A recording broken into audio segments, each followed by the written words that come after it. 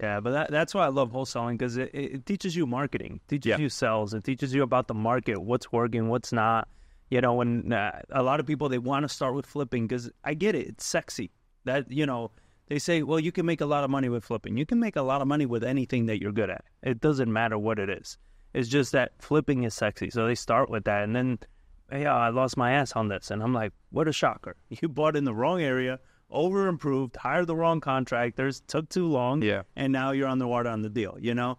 And I see that so many times. Yeah. And it's like when you start with wholesaling, you get to learn who the investors are, what strategies are working, what part of the market people flip, what part of the market people hold houses, what part of, in San Antonio, there's a lot of owner finance, what section of the market they're doing owner finance.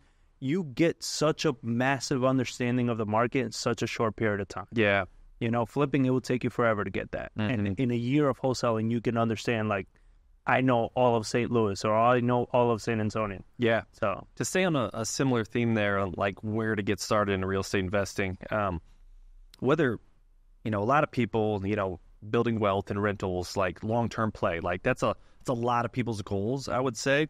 But I always like starting in either wholesaling or fix and flipping and getting a few deals under your belt, regardless if you got a good income or not, right? So kind of a couple funnels, and I want to get your feedback on this, that I talk to people because, and I want you to like pick holes in this for me. But what I tell students is I almost put it in like a personality funnel, like where like wholesalers more sales and marketing focused in personality and skill sets, and then fix and flippers, especially if you got the credit and income from like a W-2 job. If you're like an engineer, finance, and operations type, maybe fix and flipping is the best place to start for you versus wholesaling. What are your thoughts on that? I mean, I think that's a very deep way of looking at it, and it makes sense. I look at it with my business partner, John Barr. So he is the fix and flip person. Yeah. He is more analytical. He is more about the numbers. He hates the people, you know, that whole marketing. I'm great with the marketing and the people, right? So I always gravitated towards that because it was easy for me, you know, and he always gravitated towards the fix and flip. Yeah. That being said, sometimes if you can't find a partner, you know, like, you got to suck it up. Mm-hmm. You know, it's like you may not like wholesaling, but you can do it. Yeah, you for sure. You can still get it done. Yeah. You're not probably going to be a superstar wholesaler, but you'll do enough. You'll do well enough to get your own deals, to get your own stuff going. But yeah, I think wholesaling is definitely, I've met some people that I have told them, I was like, look, either get a partner or go get a job, because like you're terrible. Like you're just bad at this. You know, they have terrible personality. They get offended quickly. You know, they curse out sellers or they don't have the patience. I'm like, bro, you're just going to keep struggling. Yeah. Like either get a partner that can do this or just do something else. This is not for you. Yeah, I like that. I think it all comes down to, you know, knowing your market, learning how to analyze a deal, and creating deal flow. Whether you're a fixer flipper or a wholesaler, you got to have some sort of acquisitions funnel of some sort. All right, so getting back to your journey a little bit, it will. So you canceled that contract, and then what did it look like as far as your education and some tactful things you did to go into your first real estate investment deal after that first deal you canceled? So after that first deal I canceled, it took me 3 years. Oh, man. Before I got my next deal. I was in New York at the time. So still in New York. And and that's when I was like, all right, New York sucks, right? It's not business friendly. It's a blue state. It's just, we have a company. My brother had a company, a construction company, and we, you know, you wouldn't keep the majority of the profit you made, right? Because it was workers' comp, insurances, all this shit. It was like 60, 70% was going to the government right off the bat, right? So it was very difficult. And then at the time, real estate, because of the financial crisis, the banks had a lot of ghost inventory, which they were holding on to houses that were vacant, but they didn't want to release them into the market because they didn't want home prices to drop. Mm. So there was these vacant houses that were just deteriorating, and the banks were not selling them. They were just not letting them go. And so what happens is home prices were really high, rents were really low, taxes were really high, So it's like, it was a terrible investment market. Yeah. You could not rent, you weren't cash flowing on anything. No. So I was like, I gotta get out of New York. So I started doing some research. I was like, what state survived the financial crisis? And I saw Texas. And I was like, well, Texas is cool. Like, they have that kind of attitude of like, come and take it kind of thing. So I was like, I like that. And I looked at Dallas, Austin, and San Antonio. And when I did the market research for each one, I saw like Dallas and Austin were very hot, very competitive. Yeah. And I saw San Antonio was like kind of lukewarm. And I was like, well, my logic was it's going to eventually gravitate, right? Like people are going to go to San Antonio because it's affordable.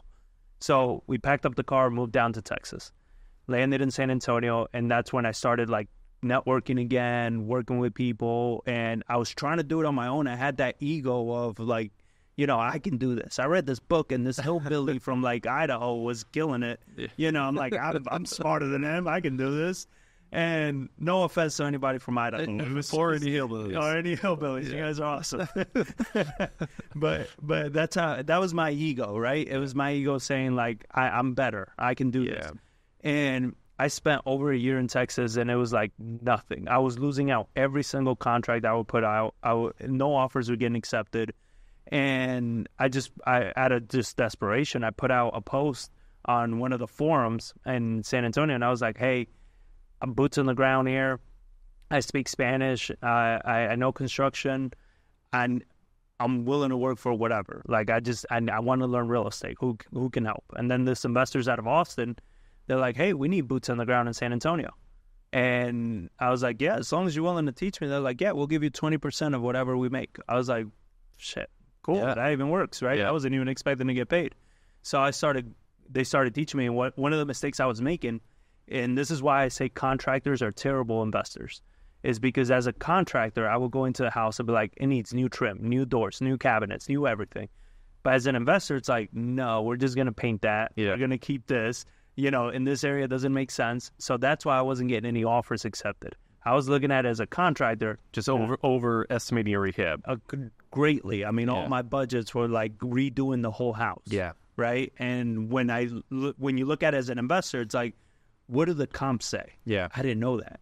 Nobody was teaching me that. Yeah. That's like when you renovate, when you do anything, you look at what the comps are, and that's what you do. Yeah. So I didn't know. And then the investor taught me how to like look at a property that way.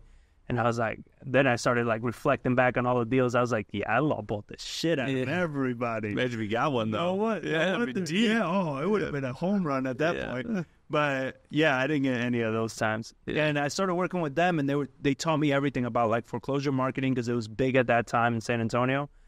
Subject twos, that's the primary what we did with foreclosures are great for sub twos, right? Because you can reinstate the loan, take over the financing. Yeah.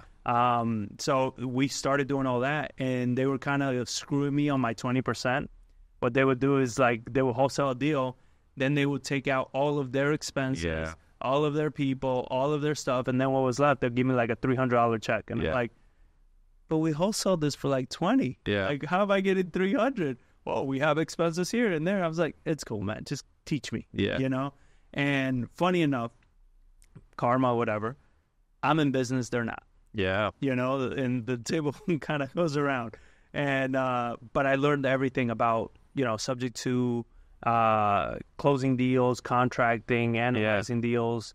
So it really prepared me to go off on my own. Yeah, that's great. We talk about, what was your role there? What would you, like, job title? I guess, I will guess it, like, lead manager, acquisition manager kind of thing. Yeah, and we talk about like ways to go full time and steps to go full time because that's a big thing, right? And I love it because it's what I did, and I'm passionate about making real estate not only a good investment but a business. So one of the main options that I've done, Brian Schroeder has done, is take a job within the real estate or real estate investing industry with a reputable company, so you can learn the ropes. You can learn so much in a short period of time, so much more than you would be just watching podcasts and reading books. Just the education is supercharged. So that's really cool that you did that. Yeah, and I think what matters is like when I got started, what was different is you didn't have the amount of options you have now to like take a job with somebody, and but you do now, right? And you also didn't have the amount of education that you do now. So where I think the advantage for me is that I wasn't overloaded with information. Where I see people nowadays is they have too many options. Yeah. And it becomes overwhelming. Yeah. And they don't know which way to go. Yeah. And they're like, well, this guy's preaching this, and this guy's preaching that, and this guy's doing this, and this guy's swears by that. And I'm like, yeah, you kind of got to just jump in. Yeah. You know, because like they're all right, because if it works for them, it works for them. Yeah. Right. Doesn't mean it's right for you, though. Exactly. The thing is, like, you got to figure out, what do you want to do? Yeah. And I think that all starts with marketing and acquisitions and getting the deal, and then you have all of those options at your fingertips. Yeah, and that's why, like, I learned that, you know, that if you can generate your own deals, your chances of screwing up, you know, go down tremendously. Yeah. Because it's like you have so much margin. Yeah. At that point, that's like, what do you want to do? Do you want to wholesale it? Do you want to flip it? Do you want to keep it? Yep. What do you want to do? Subject to it, burr it. Yeah. I mean, there's a million things you can do now, Yeah. because you negotiated such a great deal. Yeah. You know, so yeah, that's why it's definitely that path is the one I definitely recommend to everybody. Very cool.